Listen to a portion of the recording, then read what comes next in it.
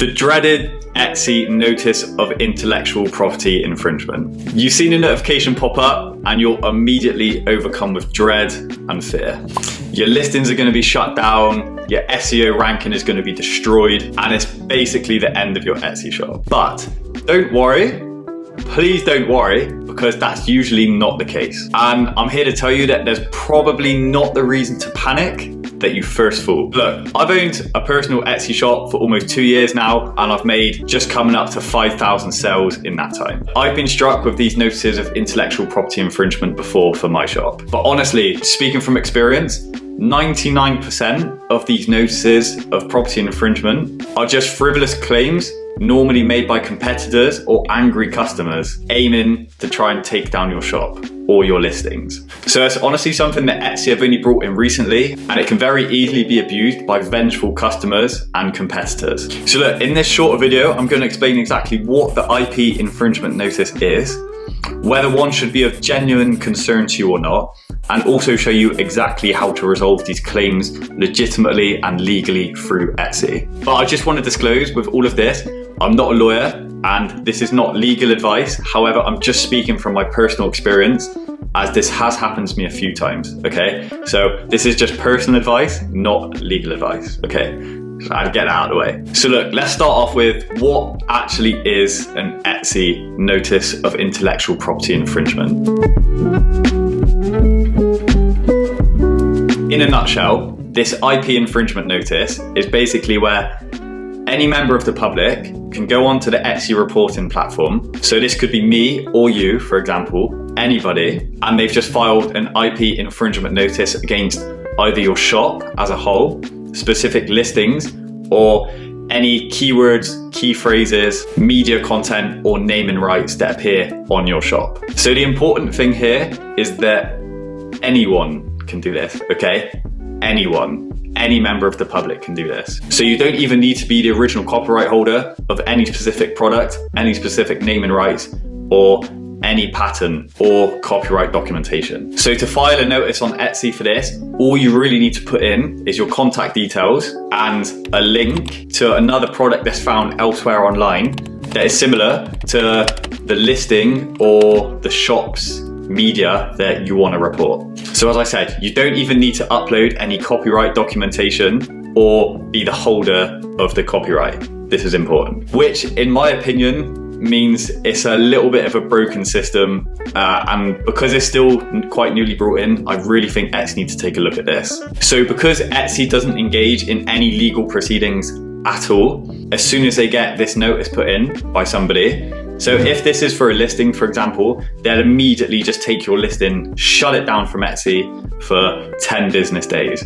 or even indefinitely sometimes, unless you file a legal counter notice through Etsy, which is what, in my opinion, should be done 99% of the time to protect your shop and your listings. But first, there is definitely some times where I honestly think you should just not fight this, and that would be the 1% of the times. So now let's talk about the 1% of the time where you absolutely should just bite the bullet and not fight back.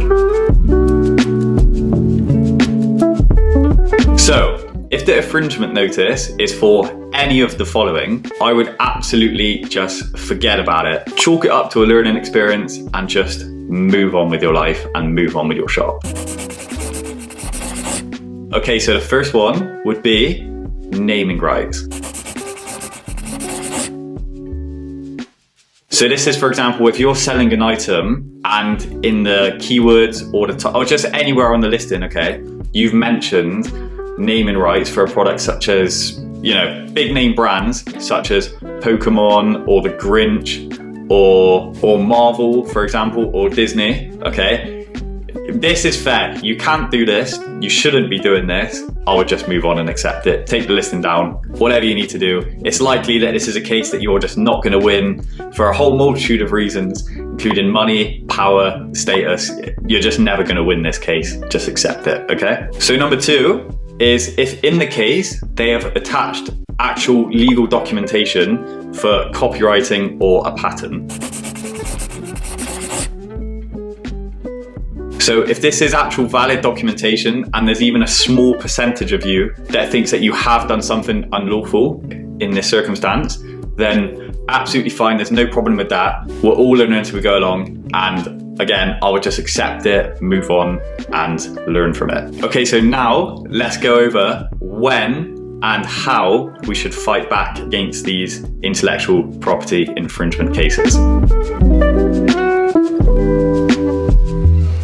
Okay, so the very first step in pretty much every instance, I would recommend to email the reporter directly, okay? So you'll see in the report, you'll see their email and contact details, and I'd recommend getting in contact with them straight away. So when you email them, you can just kind of give your side of the story, give your reasons why you feel that you haven't infringed on their intellectual property, or that you certainly had no intention to, and just try and create some dialogue with the reporter, okay? This would be the first instance. So for me personally, when I've had to do this in the past, I've just hopped on to ChatGPT and I've asked ChatGPT just to write the basis of an email, just so that I come across more professional. And for this, I use the ChatGPT prompt: write me an email to someone who has reported my product for intellectual property infringement on Etsy.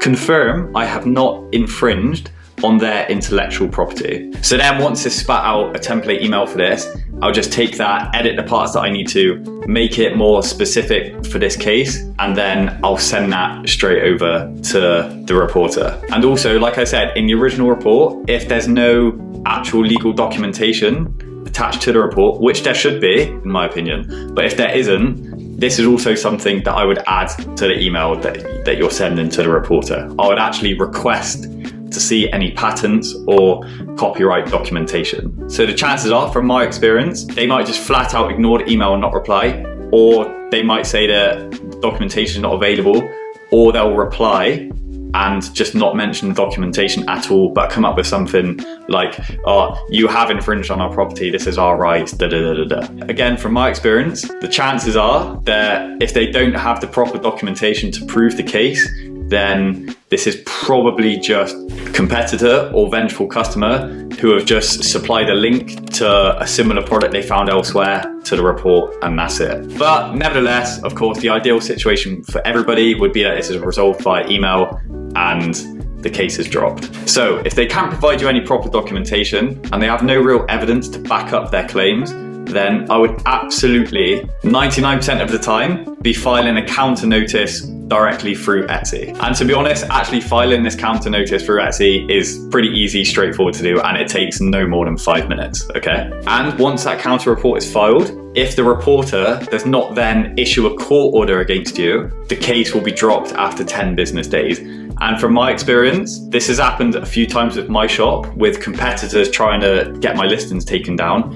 And every single time I filed a counter notice, 100% of the time, they have not responded within 10 days. I've never been taken to court. And every single time, my store has been reinstated exactly the way it was, with any listings that was taken down by Etsy temporarily, put straight back up, and it hasn't affected my shop at all. But honestly, I think the lesson is to just don't accept defeat straight from the get-go, okay? You have to be fighting as many of these cases as possible to restore your store and to make sure that you don't get any negative marks against your store, which is going to affect things like your store's SEO in the Etsy search rankings. So I hope that that's kind of put your mind at ease a little bit, as honestly, from experience, most of these claims are just made out of spite or by competitors trying to tear your store down because they can't make enough sales themselves.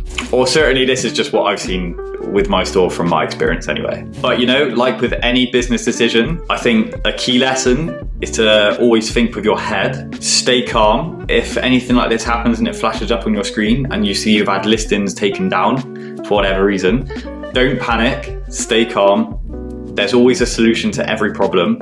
And in business, think with your head, don't act on emotion. And look, at the end of the day, if you're really stuck and you really don't know what to do and it really is getting to you, then of course, I would suggest just seeking some legal advice from a trained professional. And if you want to get any free tips, free advice on how to improve your Etsy store, improve your Etsy listings, get more 5-star reviews, rocket up the search rankings, and make plenty more sales, then please feel free to just subscribe to my YouTube channel. I'm pretty new to the YouTube game. I essentially just want to give as much value as possible.